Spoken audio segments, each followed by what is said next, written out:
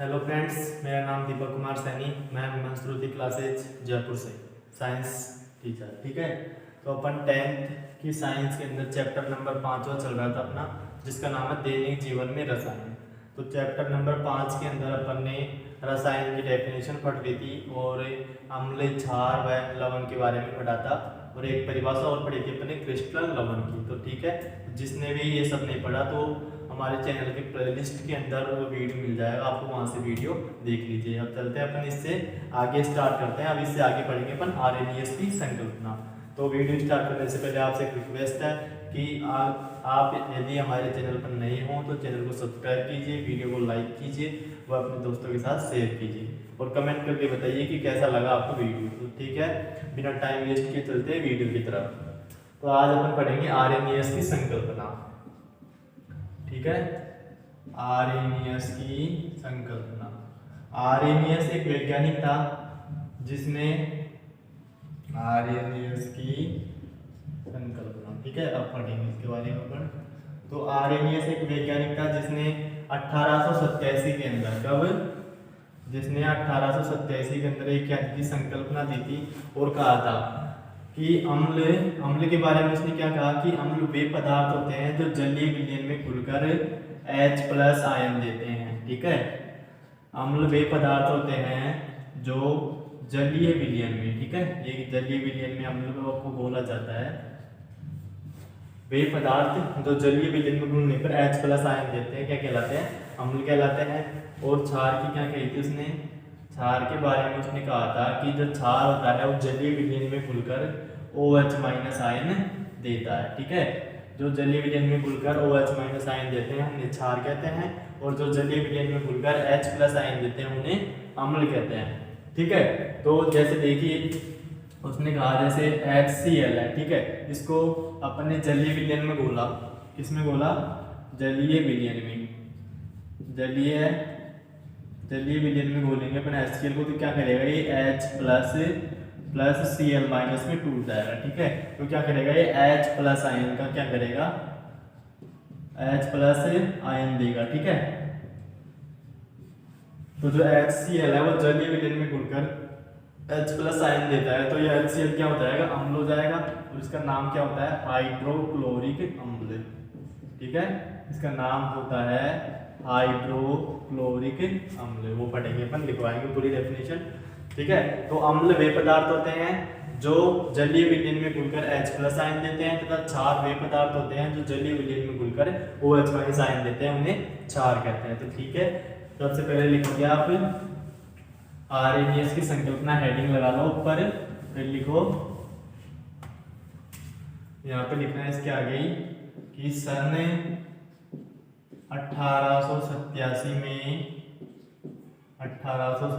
में RNAS ने अम्ल व क्षार की अवधारणा दी। ठीक है, RNAS ने अम्ल व क्षार की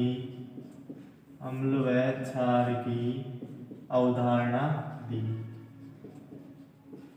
अब एक एक पढ़ेंगे, पहले अपन अम्ल पढ़ेंगे फिर पढ़ेंगे अपन क्षार। देखिए, ठीक है, सबसे पहले हेडिंग लगा लीजिए अम्ल।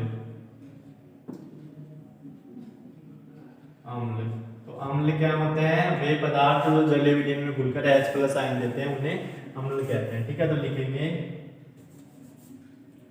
RNAS के अनुसार, ठीक है, RNAS के अनुसार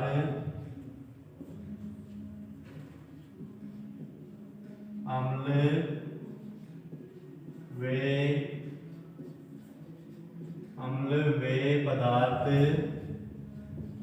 होते हैं, अम्ल वे पदार्थ होते हैं जो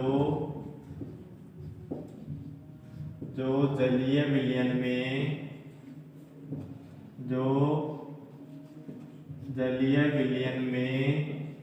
घुलकर, अम्ल वे पदार्थ होते हैं जो जलीय विलयन में घुलकर H+ आयन देते हैं।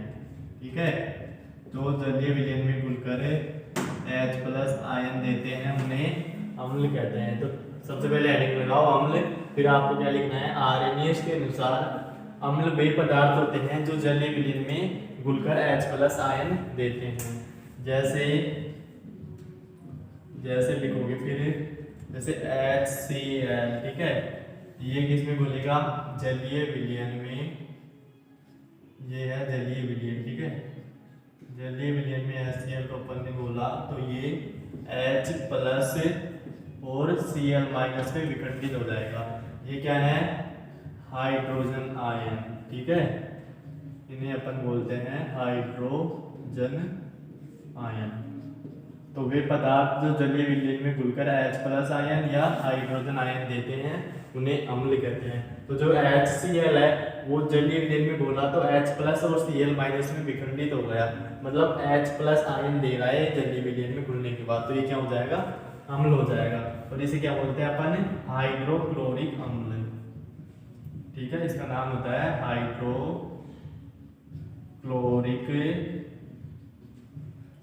हाइड्रोक्लोरिक अम्ल, ठीक है, इसका नाम क्या हो जाएगा, हाइड्रोक्लोरिक अम्ल।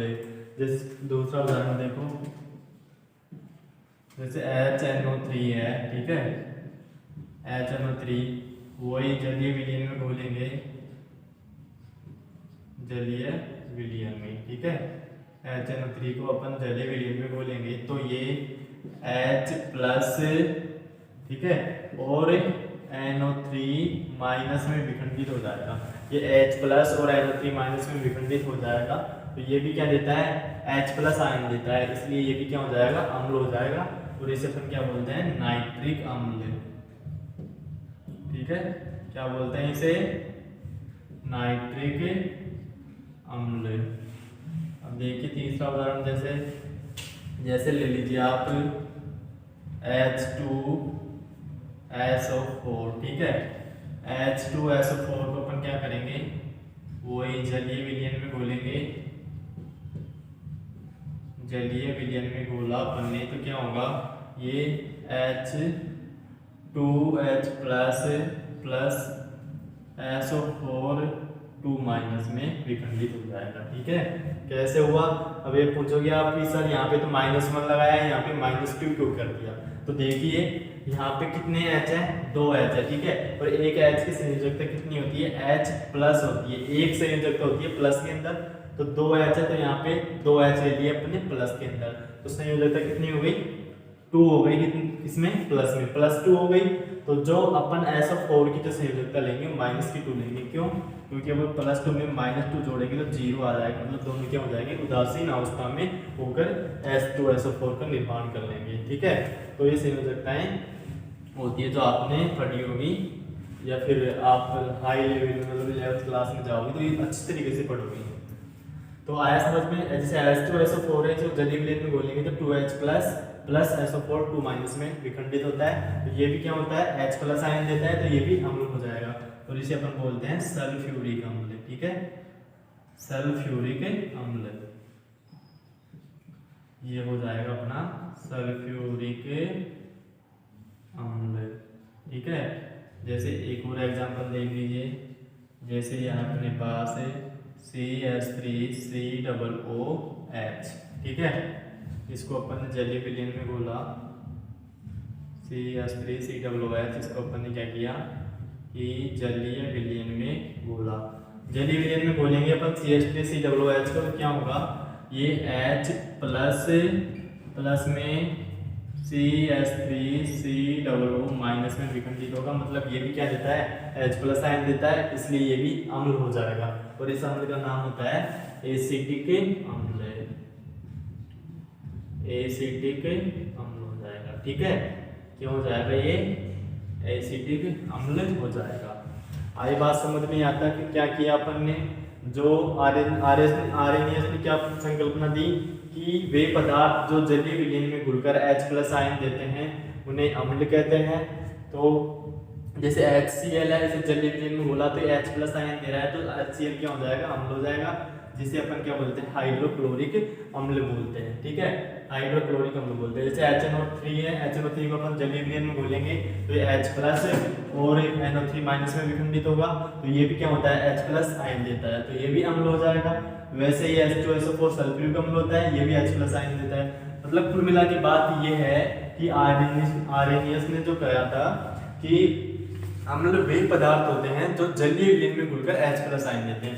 तो कोई सा भी पदार्थ हो, यदि वो जलीय विलयन में घुलने के बाद में H+ आयन दे रहा है, H+ आयन मतलब हाइड्रोजन आयन दे रहा है, तो वो क्या होगा, अम्ल कहलाएगा। ठीक है, अब की बात आती है, ठीक है, अब देखिए आगे, यहाँ तक समझ में आया आपका एग्जाम्पल। अब क्या क्या बात है, अब देखिए नीचे आप स्टार पॉइंट लगा के लिखोगे कि जो ये H+ आयन होते हैं, ठीक है, ये H+ आयन मतलब हाइड्रोजन आयन होते हैं, ये क्या होते हैं, अत्यधिक क्रियाशील होते हैं। ठीक है, क्या होते हैं, अत्यधिक क्रियाशील होते हैं। तो नीचे आप लिखोगे, यहाँ पे लिखना कि ऐसे एरो लगा के कि उत्सर्जित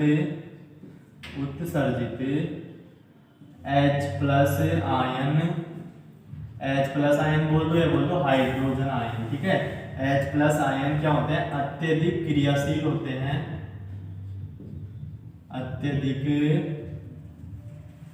H+ आयन अत्यधिक क्रियाशील होते हैं, जो जल के साथ, जल मीन्स H2O, ठीक है, H2O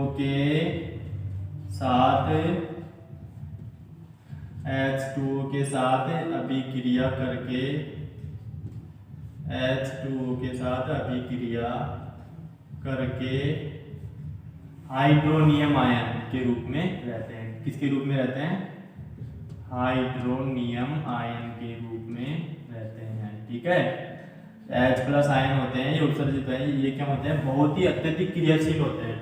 तो ये क्या करते हैं, जल के साथ में अभिक्रिया करके हाइड्रोनियम आयन के रूप में रहते हैं। ठीक है, हाइड्रोनियम आयन के रूप में रहते हैं। ठीक है, हाइड्रोनियम आयन के रूप में रहते हैं। जैसे देखिए, जैसे ये हैं H+ आयन, ये क्या करते हैं, H2O के साथ में अभिक्रिया करके H3O+ के रूप में रहते हैं। इन्हें H3O+ को क्या बोलते हैं अपन, हाइड्रोनियम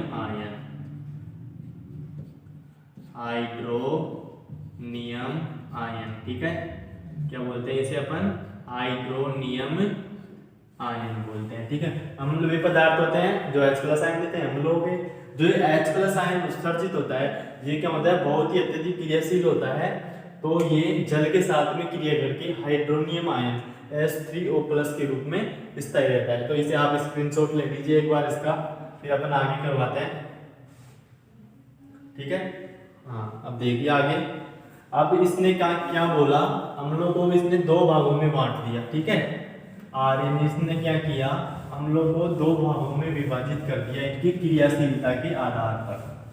तो इसने दो भाग बनाए अम्लों के, एक तो प्रबल अम्ल और एक दुर्बल अम्ल। ठीक है, दो भागों में बांट दिया, एक तो प्रबल अम्ल के रूप में बांट दिया और दूसरा बांट दिया दुर्बल अम्ल के रूप में। तो आर्हेनियस के अनुसार प्रबल अम्ल तो वे अम्ल होते हैं जो जलीय विलयन में घुलकर, तो जो जलीय विलयन में पूर्णतः आयनित हो जाते हैं और H+ आयन देते हैं, वो तो हो जाएंगे प्रबल अम्ल। ठीक है, और दुर्बल अम्ल क्या होंगे, जो पूर्ण रूप से जलीय विलयन में आयनित नहीं होते हैं, उन्हें क्या बोलेंगे अपन, दुर्बल अम्ल बोलेंगे। ठीक है, तो क्या पहला आप ऐसे लिखना, फर्स्ट लगा के प्रबल अम्ल। ठीक है, प्रबल अम्ल, तो इसमें लिखोगे, प्रबल अम्ल के अंदर क्या लिखोगे कि वे अम्ल जो जलीय विलयन में,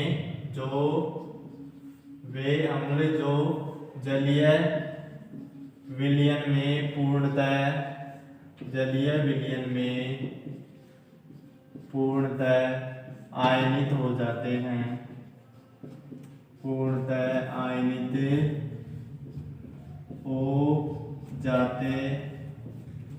हैं उन्हें परबल अम्ल कहते हैं। ठीक है, वे अम्ल जो जलीय विलयन में पूर्णतः आयनित हो जाते हैं उन्हें परबल अम्ल कहते हैं। ठीक है, परबल अम्ल कहते हैं। जैसे नाम से ही स्पष्ट हो रहा है परबल, परबल मीन्स ताकतवर। जो ताकतवर आदमी होता है वो तो जहाँ पे बैठ गया वहां पे पूर्ण रूप से बैठ जाता है, उसे कोई हिला भी नहीं सकता। ये आपको भी पता है ये चीज।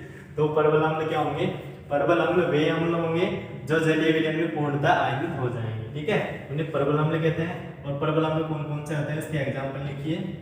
HCl, HNO3, ठीक है, और लिख लेना H2SO4। क्या होते हैं ये? परबल अम्ल होते हैं। ठीक है, परबल अम्ल कौन कौन से होते हैं? HCl तो क्या हो गया? हाइड्रोक्लोरिक अम्ल हो गया, HNO3 नाइट्रिक अम्ल हो गया, और H2SO4 हो जाएगा अपना सल्फ्यूरिक अम्ल। ठीक है, सेकंड लिखो गया आप दुर्बल अम्ल। ये तो हो गया दुर्बल अम्ल। दुर्बल अम्ल में लिखना आप वे अम्ल जो जलीय विलयन में, वे अम्ल जो जलीय विलयन में पूर्णतः आयनित नहीं होते हैं। ठीक है, पूर्णतः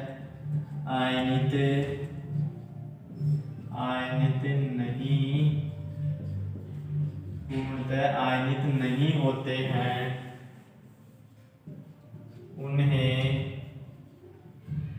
उन्हें दुर्बल अम्ल कहते हैं। ठीक है, दुर्बल अम्ल किसे कहते हैं? वे अम्ल जो जलीय विलयन में पूर्णतः आयनित नहीं होते हैं उन्हें दुर्बल अम्ल कहते हैं। जैसे आप किसी दुर्बल का मतलब कहते हैं कमजोर, तो किसी कमजोर व्यक्ति को देख लीजिए, जहाँ पे बैठता है वहां से उसे कोई भी हटा देता है। कोई भी आया ताकतवर आदमी धक्का देकर हटा दिया ये लोग, तो वो क्या है? पूर्ण रूप से स्थायी नहीं होता है। ठीक है, तो दुर्बल अम्ल वे अम्ल जो पूर्ण रूप से जलीय विलयन में आयनित नहीं होते हैं उन्हें क्या बोलते हैं? अपन दुर्बल अम्ल बोलते हैं। कौन कौन से होंगे लिखिए। ये हो जाएंगे CH3COOH, इसे अपन क्या बोलते हैं? इसे बोलते हैं अपन एसिटिक अम्ल। ठीक है, और एक हो जाएगा अपना H2CO3, इसे बोलते हैं अपन कार्बोनिल या कार्बोनिक अम्ल। ठीक है, कार्बोनिक अम्ल H2CO3। ठीक है, तो ये हो गया अब अपना अम्ल कंप्लीट।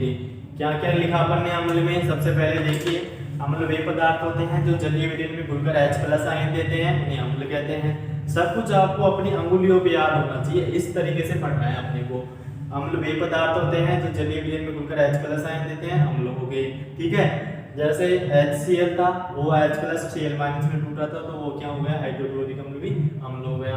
सेकंड चीज क्या पढ़ी थी अपन? वो दो तीन एग्जांपल थे वो देख लेंगे अपन। फिर क्या पढ़ा था? जो H+ आयन होते हैं वो क्या करते हैं? अत्यधिक क्रियाशील होते हैं, तो वो जल के साथ में अभिक्रिया करके हाइड्रोनियम आयन के रूप में स्थायी रहते हैं या हाइड्रोनियम आयन के रूप में रहते हैं। ठीक है, दूसरी चीज ये क्लियर हो गई अपनी। और तीसरी चीज क्या कही आ रही है इसने? कि जो अम्ल है दो प्रकार के होते हैं, एक तो परबल अम्ल होता है ताकतवर अम्ल, एक होता है दुर्बल अम्ल मतलब कमजोर अम्ल। जो ताकतवर अम्ल मतलब परबल अम्ल होता है वो तो जलीय विलयन में पूर्णतः आयनित हो जाता है, उसे बोलते हैं अपन परबल अम्ल बोलते हैं। दुर्बल अम्ल वे अम्ल जो जलीय विलयन में पूर्णतः आयनित नहीं होते हैं उन्हें बोलते हैं अपन दुर्बल अम्ल। अब देखिए नेक्स्ट क्षार। ठीक है, एक बार इसे स्क्रीनशॉट ले लो इसका, या देख उतार लो इसे फटाक से, स्क्रीनशॉट ले लो बाद में उतार लेना। अब देखते हैं अपन क्षार। देखिए अम्ल कंप्लीट है आपके, कोई भी समस्या नहीं आनी चाहिए, याद करने में अंगुलियों भी याद होना चाहिए। ठीक है, कॉन्सेप्ट अपना क्लियर रखना है बस। अब देखिए क्षार, दूसरा अपन पढ़ेंगे क्षार। अम्ल अपन ने पढ़ लिया, अब पढ़ेंगे क्षार। तो आर्हेनियस ने क्या कहा? आर्हेनियस ने कहा कि क्षार वे पदार्थ होते हैं जो जलीय विलयन में घुलकर OH- आयन, OH- मतलब हाइड्रोक्सिल आयन देते हैं। ठीक है, हाइड्रोक्सिल आयन देते हैं तो क्या कहलाते हैं? क्षार कहलाते हैं। तो क्या लिखेंगे? आर्हेनियस के अनुसार,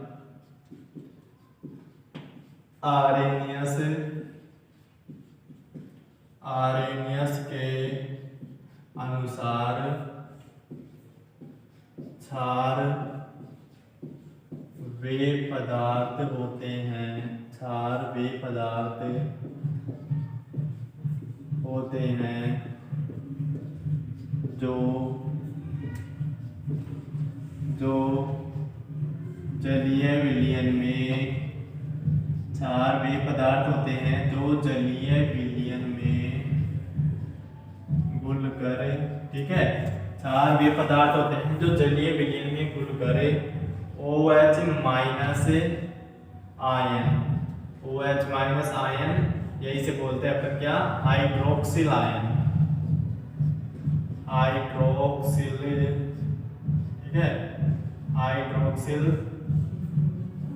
आयन देते हैं, ठीक है, हाइड्रोक्सिल आयन देते हैं या OH माइनस आयन देते हैं, उन्हें क्या बोलते हैं अपन, क्षार बोलते हैं।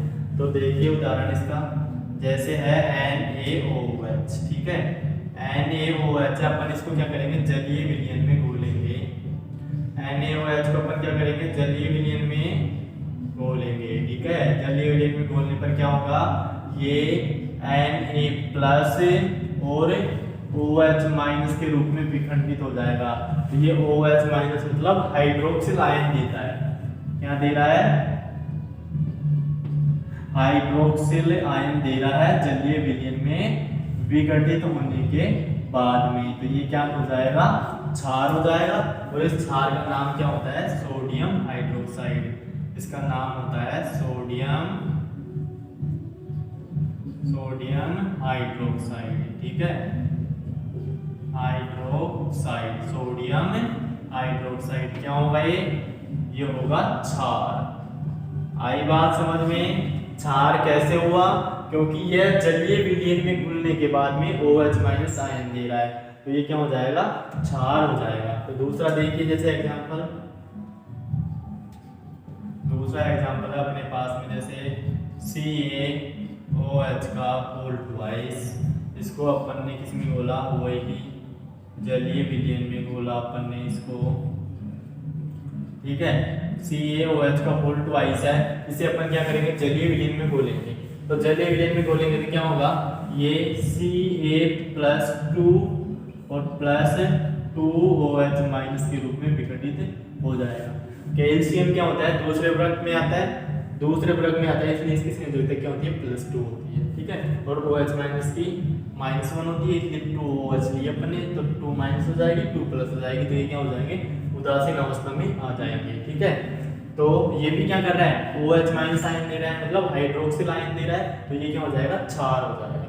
और इस क्षार को अपन बोलते हैं कैल्शियम हाइड्रोक्साइड, ठीक है, क्या बोलते हैं इसे, कैल्शियम हाइड्रोक्साइड, कैल्शियम हाइड्रोक्साइड, ठीक है। ये हो गया अपने क्षार। क्षार किसे कहते हैं, वे पदार्थ जो जलीय विलयन में घुलकर हाइड्रोक्सिल आयन या OH माइनस आयन देते हैं, उन्हें क्षार कहते हैं, ठीक है। जैसे अपन ने देखा कि NaOH है, इसको जलीय विलयन में घोला अपन ने, वो Na प्लस और OH माइनस के रूप में विखंडित हो रहा है, मतलब ये क्या दे रहा है, हाइड्रोक्सिल आयन दे रहा है जलीय विलयन में घुलने के बाद में, तो ये क्या हो जाएगा, क्षार हो जाएगा। जैसे CaOH का होल ट्वाइस है, इसको अपन ने क्या किया, जलीय विलयन में घोला, तो ये Ca+2 प्लस में 2OH माइनस के रूप में विखंडित हुआ, मतलब ये भी क्या कर रहा है, OH माइनस आयन दे रहा है जलीय विलयन में घुलने के बाद में, तो ये भी क्या हो जाएगा, क्षार हो जाएगा। इसे क्या बोलते हैं अपन, कैल्शियम हाइड्रोक्साइड। वो तो दूसरी बात क्या बताई इसने, आर्यनियस ने दूसरी बात ये बताई कि जो क्षार होते हैं वो भी 2 प्रकार के होते हैं, कौन कौन से, प्रबल क्षार व दुर्बल क्षार। तो क्या लिखोगे, क्षार भी क्या होते हैं, 2 प्रकार के होते हैं। तो इसका आप स्क्रीनशॉट ले लो एक बार, हाँ ले लिया स्क्रीनशॉट। अब देखिए, अब पढ़ेंगे अपन वही जैसे अम्ल में पढ़ा था, प्रबल अम्ल दुर्बल अम्ल, वैसे क्षार भी 2 प्रकार के होते हैं, एक तो प्रबल क्षार मतलब ताकतवर, और एक दुर्बल क्षार मतलब कमजोर, ठीक है। तो एक तो प्रबल क्षार होता है और एक होता है दुर्बल क्षार। तो पहला पढ़ेंगे अपन प्रबल क्षार, प्रबल क्षार। तो प्रबल क्षार क्या हो जाएंगे, प्रबल अम्ल क्या होते थे, वे अम्ल जो जलीय विलयन में पूर्णतः आयनित हो जाते हैं, प्रबल अम्ल कहलाते हैं। दुर्बल अम्ल वे अम्ल जो जलीय विलयन में पूर्णतः आयनित नहीं होते हैं, वो दुर्बल अम्ल कहलाते हैं। अब परबल क्षार क्या हो जाएंगे? वे क्षार, सेम परिभाषा रहेगी, ठीक है। वे क्षार जो जलीय विलयन में, वे क्षार जो जलीय विलयन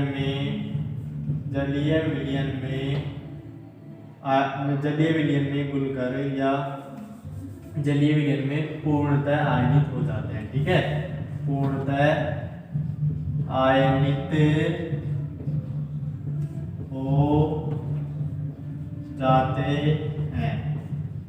हो जाते हैं, उन्हें परबल क्षार कहते हैं, ठीक है। परबल क्षार किसे कहते हैं? वे क्षार जो जलीय विलयन में पूर्णतः आयनित हो जाते हैं, उन्हें परबल क्षार कहते हैं। जैसे हो गया अपना NaOH, इसे बोलते हैं अपन सोडियम हाइड्रोक्साइड, जो मैंने लिखवा दिया अभी। एक हो गया जैसे KOH, इसे बोलते हैं अपन पोटेशियम हाइड्रोक्साइड। इसका नाम लिख देता हूं मैं यहाँ पे, पोटेशियम हाइड्रोक्साइड, ठीक है। Potassium hydroxide. अब देखिए दुर्बल क्षार, प्रबल क्षार हो गया। अब देखेंगे दुर्बल क्षार, तो क्या लिखेंगे दुर्बल क्षार में? वे क्षार, दुर्बल क्षार में लिखेंगे कि वे क्षार जो जलीय विलयन में, वे क्षार जो जलीय विलयन में पूर्णतः आयनित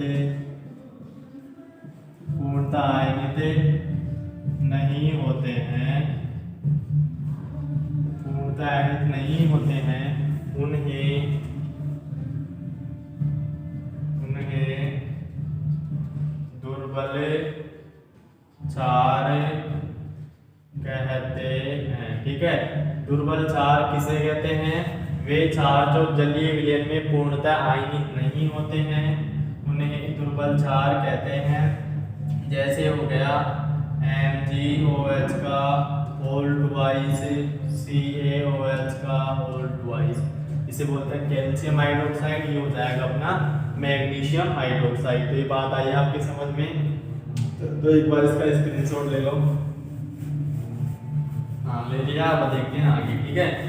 आर्रेनियस के अनुसार, ठीक है। अब आर्रेनियस ने एक बात और कही लास्ट में कि जब अम्ल व क्षार की अपन में आपस में अभिक्रिया करवाते हैं, ठीक है, जब अपन अम्ल व क्षार की अभिक्रिया करवाते हैं तो क्या होता है? देखिए जैसे अपन ने ले लिया अम्ल एक, तो ठीक है, एक ले लिया अपन ने क्षार, दोनों की अपन अभिक्रिया करवाते हैं। तो आर्रेनियस क्या कहता है?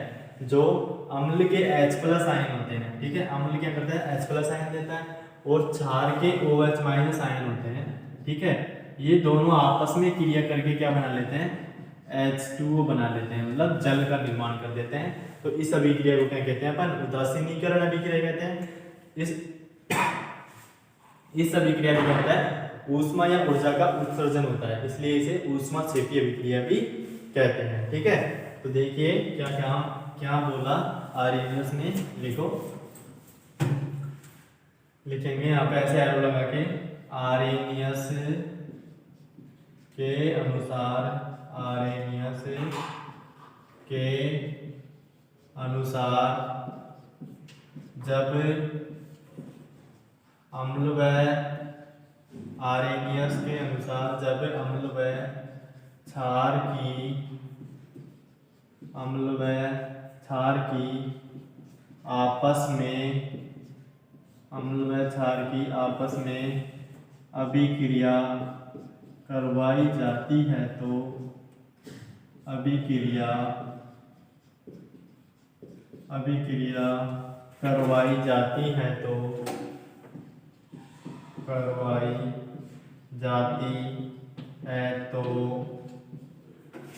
करवाई जाती है तो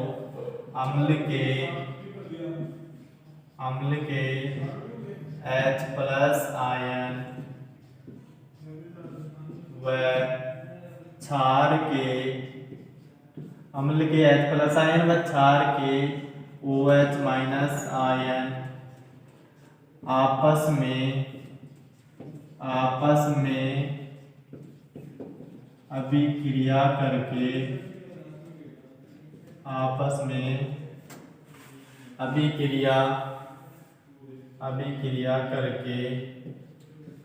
जल बोले तो H2O, ठीक है, H2O का निर्माण कर लेते हैं, ठीक है, निर्माण कर लेते हैं।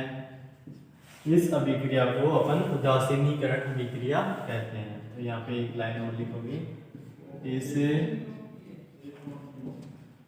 अभिक्रिया को उदासीनीकरण,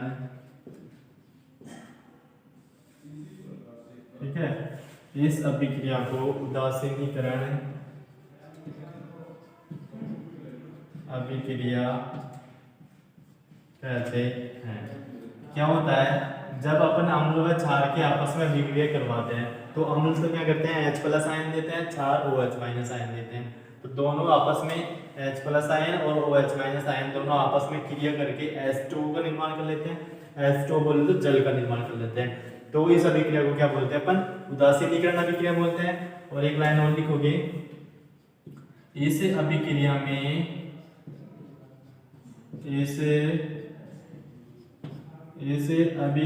में ऊष्मा या ऊर्जा का उत्सर्जन होता है। ऊष्मा या ऊर्जा का क्या होता है, उत्सर्जन होता है, इसलिए इसे ऊष्माक्षेपी अभिक्रिया भी कहते हैं। होता है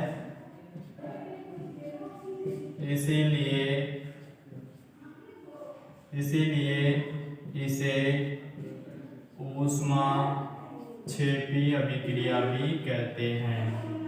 ऊष्माक्षेपी अभिक्रिया भी कहते हैं, ठीक है।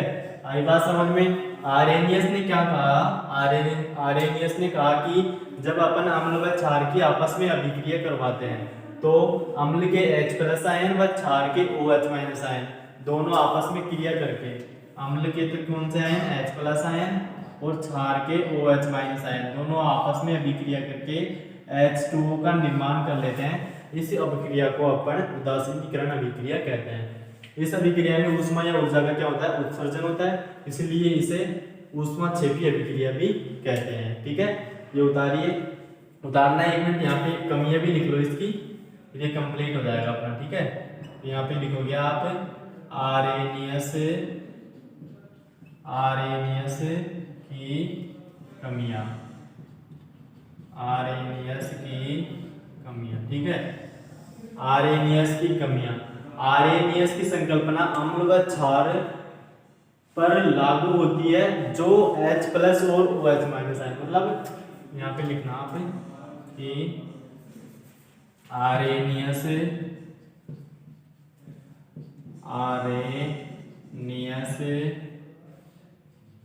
की संकल्पना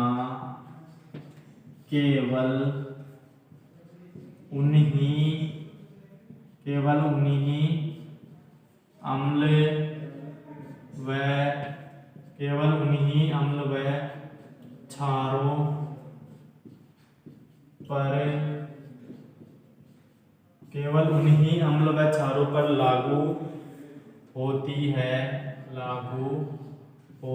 है जो जलीय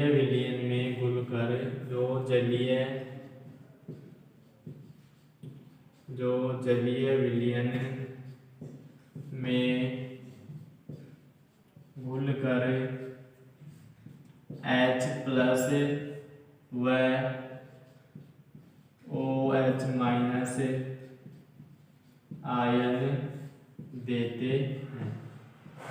ठीक है, RNAS की जो संकल्पना थी केवल उन्हीं ही अम्ल व क्षारों पर लागू होती है जो जलीय विलयन में घुलकर या तो H+ आयन दे या OH माइनस आयन दे। ठीक है, उन्हीं पर RNAS की संकल्पना लागू होती है। तो ये संकल्पना क्या हो गई, फेल हो गई, आगे काम नहीं कर पाई। तो एक वैज्ञानिक और आया जिसका नाम था ब्रांस्टेड-लोरी। ठीक है, ब्रांस्टेड-लोरी ने दी फिर संकल्पना अम्ल व क्षार की। तो वो देखेंगे अपन, पहले इसका स्क्रीनशॉट ले लीजिए। देखिए अब ये हो गई अपनी RNAS की संकल्पना। अब पढ़ेंगे अपन ब्रांस्टेड-लोरी की संकल्पना। तो ब्रांस्टेड-लोरी क्या कहते हैं कि वे पदार्थ जो प्रोटॉन का दान करते हैं, ठीक है, प्रोटॉन का दान करते हैं वो क्या कहलाते हैं, अम्ल कहलाते हैं। और जो प्रोटॉन ग्रहण करते हैं वो क्या कहलाते हैं, वो क्षार कहलाते हैं। ठीक है, तो कैसे दी उसने भी लिखेंगे अपन। देखिए ब्रांस्टेड-लोरी की संकल्पना, नेक्स्ट हेडिंग लगाइए, ब्रांस्टेड-लोरी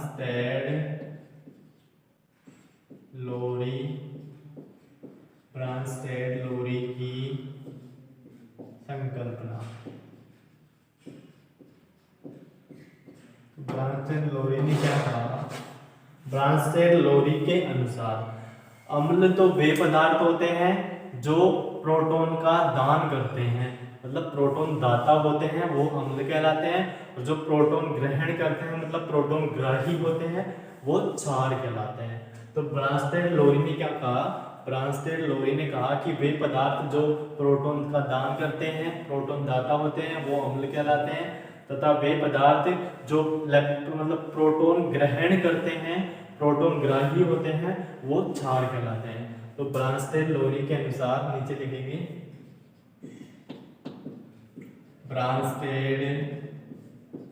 ब्रांस्टेड-लोरी के अनुसार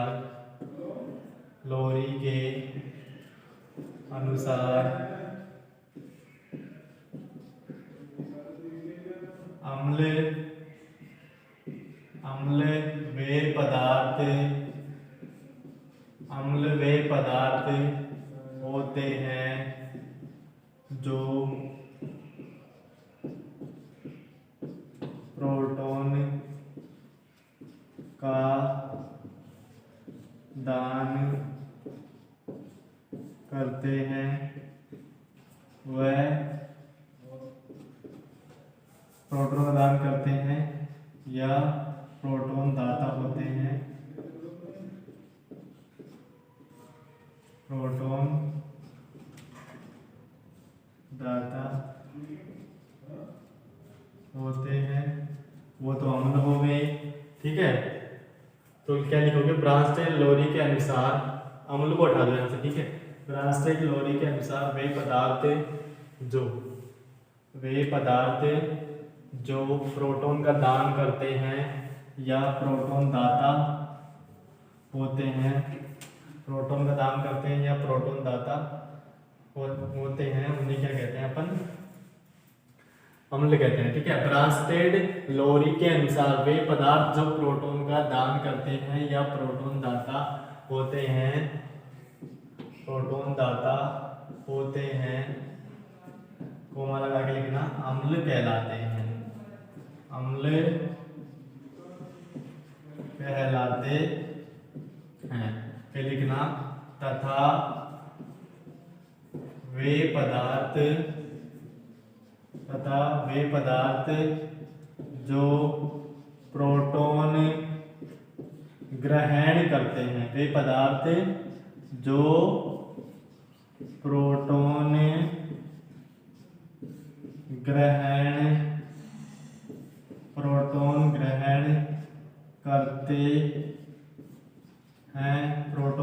करते हैं या प्रोटॉन ग्राही होते हैं, या उन्हें बोल दो आप प्रोटॉन ग्राही होते हैं,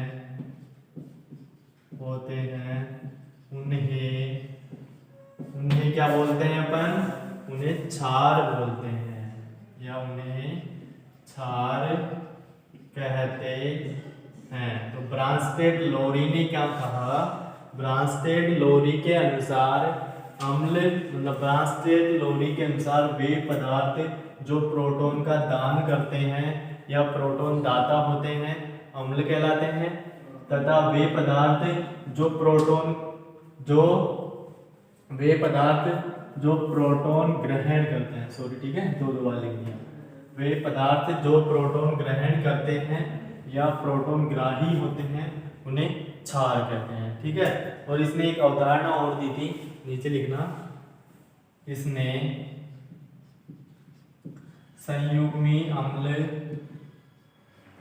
इसने संयुग्मी अम्ल व संयुग्मी क्षार व संयुग्मी क्षार की अवधारणा, संयुग्मी अम्ल व संयुग्मी क्षार की अवधारणा दी।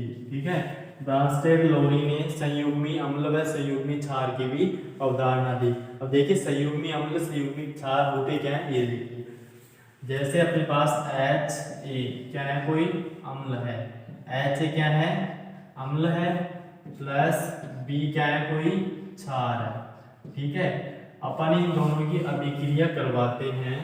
ठीक है, दोनों की अपनी अभिक्रिया करवाई तो क्या होता है, ये अम्ल होते हैं, ये तो क्या कर देंगे, प्रोटॉन का दान कर देंगे, प्रोटॉन मीन्स H का दान कर देंगे, H प्लस आयन का।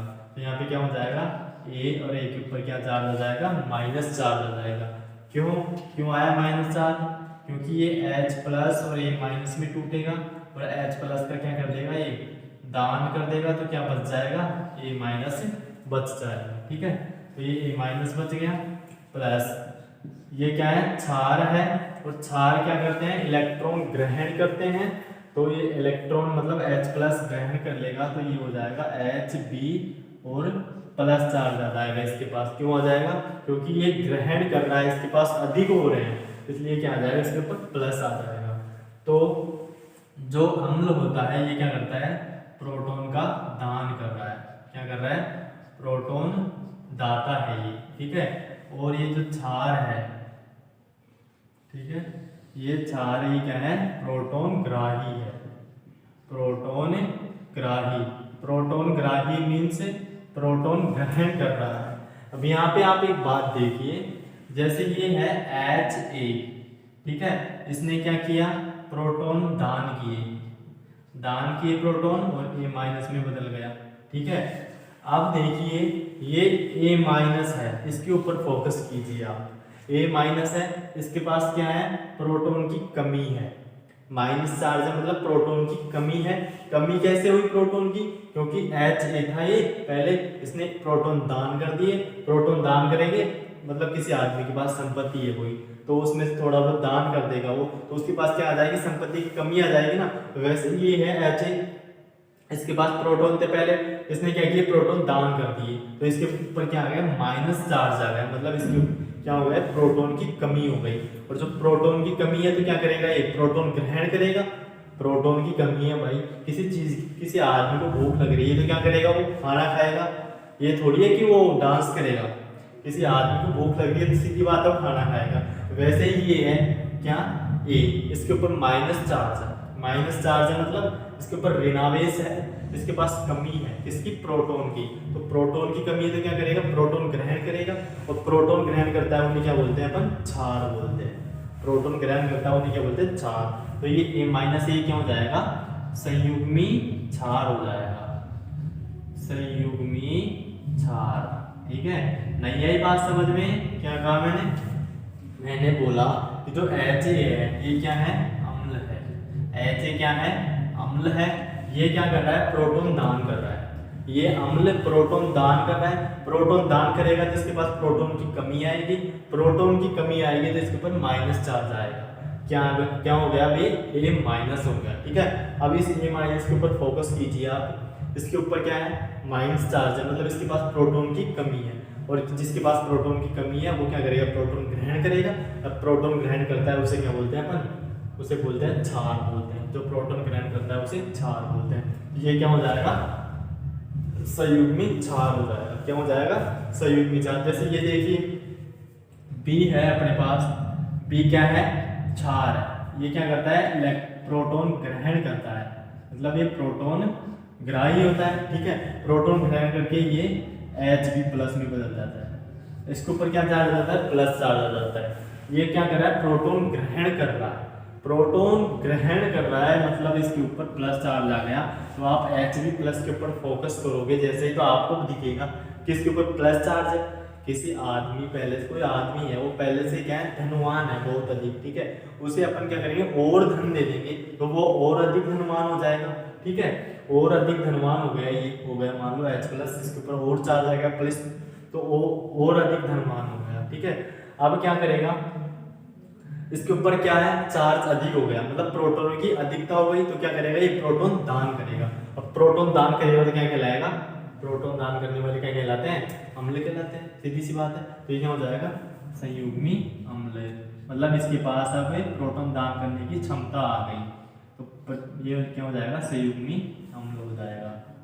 नहीं, यही बात समझ में, इसने संयुग्मी अम्ल व संयुग्मी क्षार की अवधारणा दी थी। तो इस प्रकार थी कि जैसे अम्ल होते हैं वो दान करने के बाद में क्या होती है, उनके पास प्रोटॉन की कमी आ जाती है।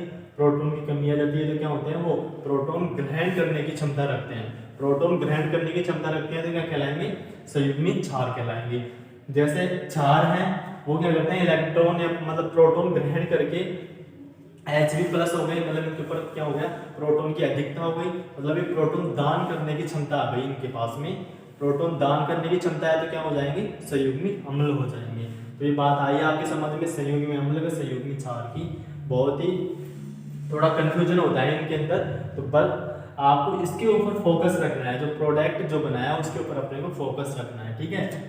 अब देखिए आप ये लिख लेना पहले तो कि ब्रांच लोरी के अनुसार वे पदार्थ जो प्रोटॉन दान करते हैं या प्रोटॉन दाता होते हैं उन्हें अम्ल कहते हैं, तथा जो प्रोटॉन ग्रहण करते हैं या प्रोटॉन ग्राही होते हैं उन्हें अपन क्या कहते हैं, क्षार कहते हैं।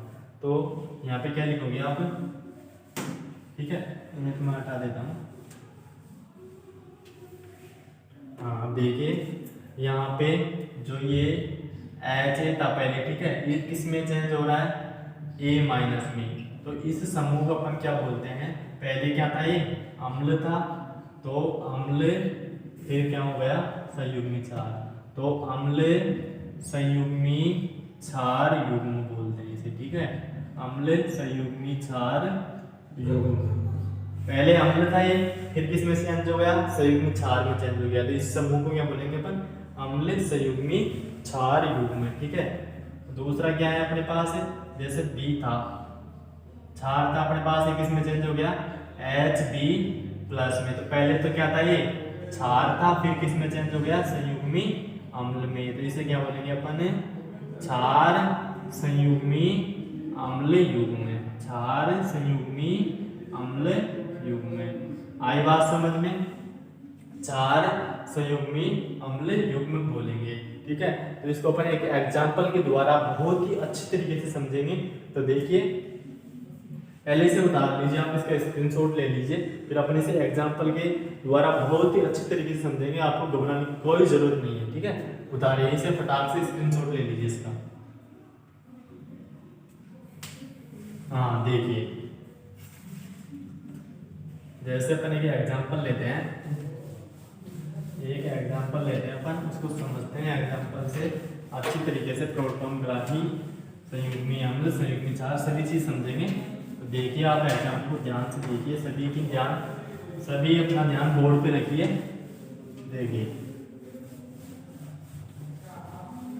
देखिए एक एग्जांपल ले रहे हैं अपन, जैसे एक एग्जांपल ले लिया अपन ने, जैसे अपन एग्जांपल ले रहे हैं जैसे H2O+ NH3, ठीक है।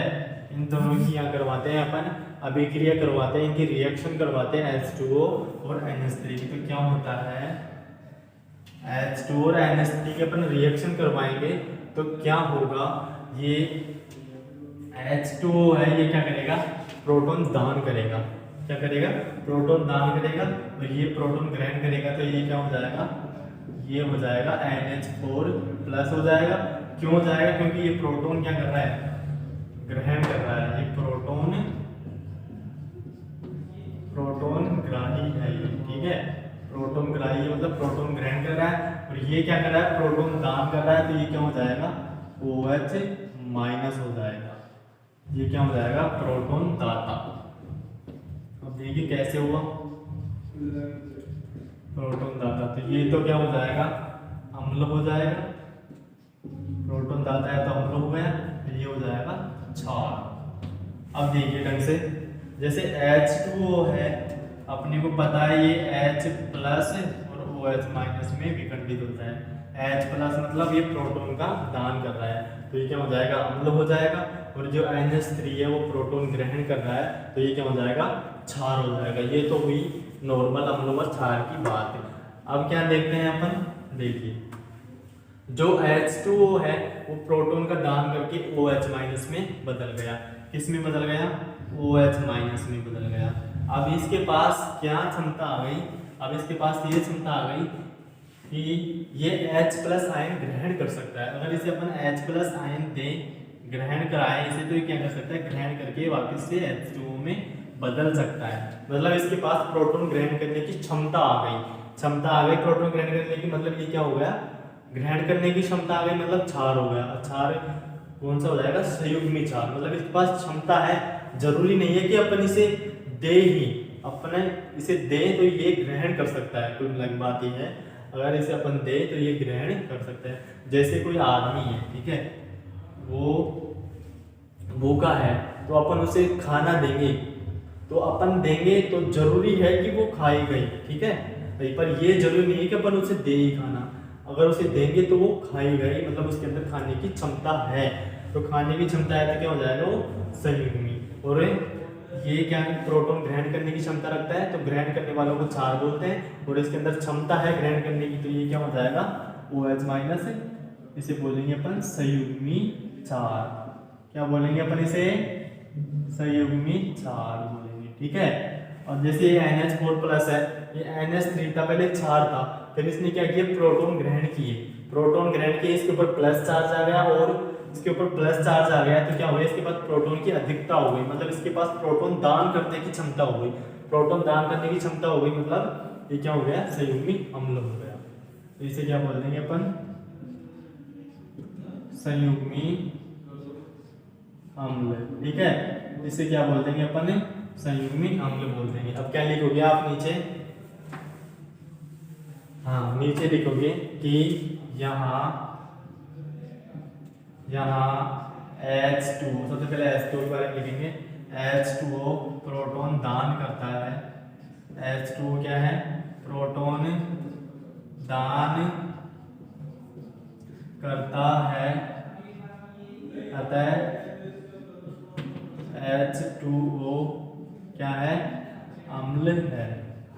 अम्ल है, ये बात क्लियर हो गई। यहाँ H2O है, प्रोटॉन दान करता है, अतः H2O क्या है? अम्ल है। तथा यह है, फिर नीचे लिखोगे, इसी का आगे लिखोगे, तथा यह है प्रोटॉन, तथा यह है प्रोटॉन दान करके, प्रोटॉन दान करके संगत अम्ल, प्रोटॉन दान करके संगत अम्ल OH माइनस में, संगत अम्ल OH माइनस में क्या हो जाता है? संगत अम्ल OH माइनस में बदल जाता है, बदल जाता है, जिसे संयुग्मी क्षार कहते हैं, जिसे संयुग्मी क्षार कहते हैं, ठीक है। संयुग्मी क्षार कहते हैं। ये H2O क्या होता है? प्रोटॉन दान करता है, तो ये क्या हो गया? अम्ल हो गया। लेकिन यह प्रोटॉन दान करके क्या करता है? संगत अम्ल OH माइनस में बदल जाता है। किस प्रकार बदलाव? मैंने बता दिया आपको, बदल जाता है, इसलिए इसे संयुग्मी क्षार कहते हैं। इसलिए इसे क्या कहते हैं अपन? संयुग्मी क्षार कहते हैं। अब देखिए NH3 के बारे में, यहाँ NH3 क्या करता है, प्रोटॉन ग्रहण करता है। NH3 प्रोटॉन ग्रहण करता है, प्रोटॉन ग्रहण करता है, अतः NH3 क्षार है। क्या है, क्षार है। पहली चीज तो अपनी क्लियर हो गई, ठीक है। फिर क्या लिखेंगे, तथा यह प्रोटॉन ग्रहण करके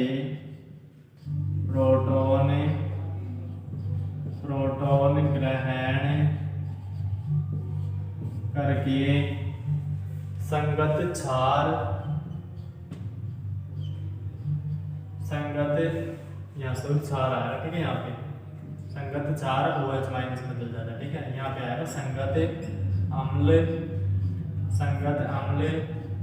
NH4+, इसे बोलते हैं अपन अमोनियम आयन, ठीक है। अमोनियम आयन, संगत अम्ल अमोनियम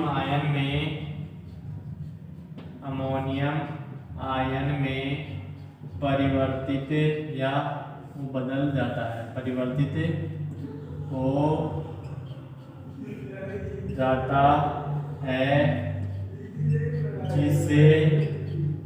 जिसे क्या बोलते हैं अपन, संयुग्मी अम्ल कहते हैं, जिसे संयुग्मी अम्ल कहते हैं। यहाँ पे लिख देता हूँ मैं, जिसे संयुग्मी अम्ल कहते हैं। तो आई बात समझ में, संयुग्मी अम्ल का संयुग्मी क्षार की, ठीक है। तो देखिए अब ये क्या है, H2O प्रोटॉन दान करके OH में बदल गया, मतलब प्रोटॉन दान कर रहा है तो अम्ल हो गया, और OH में मतलब संगत क्षार में चेंज हो गया तो संयुग्मी क्षार हो गया। जैसे NH3 है, प्रोटॉन ग्रहण कर रहा है तो ये क्या हो गया, क्षार हो गया। लेकिन प्रोटॉन ग्रहण करने के बाद में ये संगत अम्ल अमोनियम आयन में बदल गया, तो ये क्या हो जाएगा, संयुग्मी अम्ल हो जाएगा, ठीक है। तो ये बात आई आपकी समझ में संयुग्मी अम्ल व क्षार की। तो वही बात जैसे अभी लिखी थी अपन ने, यहाँ लिखना, यहाँ जो ये H2O था वो किस में चेंज हुआ, OH माइनस में। इसे क्या कहते हैं अपन, इसे कह देंगे अपन फिर अम्ल संयुग्मी क्षार युग्म, अम्ल संयुग्मी क्षार युग्म, अम्ल संयुग्मी क्षार युग्म हो गया है। तो तथा ये है दूसरा, जैसे NH3 था, ये प्रोटॉन ग्रहण करके NH4+ में चेंज हो गया, तो ये क्या हो जाएगा, क्षार संयुग्मी अम्ल युग्म, ठीक है। और इन दोनों को अपन मिलाकर क्या बोलेंगे, संयुग्मी अम्ल क्षार, ठीक है। क्या बोलेंगे, दोनों को मिलाकर के संयुग्मी अम्ल क्षार। ये बात आई आपके समझ में संयुग्मी अम्ल क्षार की। अब ये हो गई अपनी ब्रांस्टेड लोरी की संकल्पना पूरी। इसकी कमियां और हैं, वो कमियां लिख लीजिए। इसकी कमियां क्या थी, तो इसकी कमियां लिख देता हूँ नीचे। एक कमी थी इसकी, कमी क्या थी इसकी, यह है केवल उन्हीं अम्ल व क्षारों की व्याख्या कर सका जो प्रोटॉन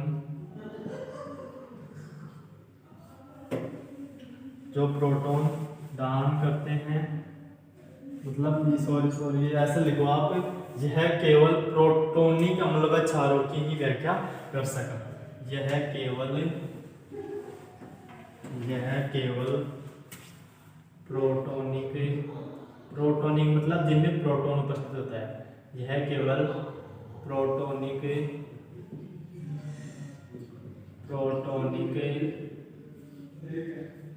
अम्ल व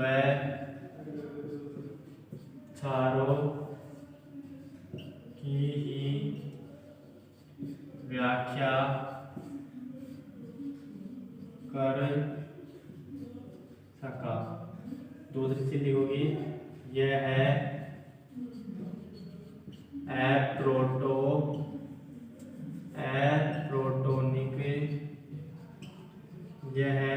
एप्रोटोनिक अम्ल व क्षार, यहाँ लिख देता हूँ मैं, ठीक है।